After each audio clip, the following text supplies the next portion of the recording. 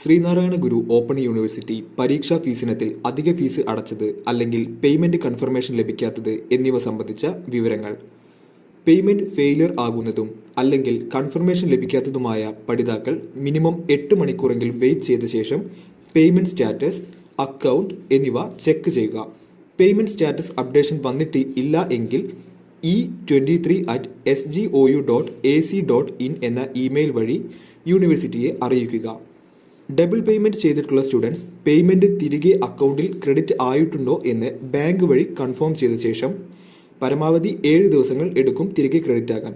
Credit ആയിട്ടില്ല എങ്കിൽ 2 transaction ഐഡിയും ഡേറ്റും ഉൾപ്പെടുത്തി ഇതോടൊപ്പം അറ്റാച്ച് ചെയ്തിട്ടുള്ള അപ്ലിക്കേഷൻ ഫോം ഫിൽ ചെയ്ത് e23@sgou.ac.in എന്ന ഇമെയിലിൽ അയയ്ക്കുക.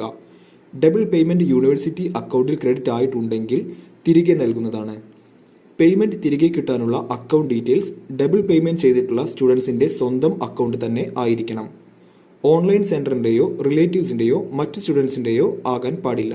ഇതിനുള്ള ഫോർമാറ്റ് താഴെ ഡിസ്ക്രിപ്ഷനിൽ പിൻ ചെയ്തു വെച്ചിട്ടുണ്ട്.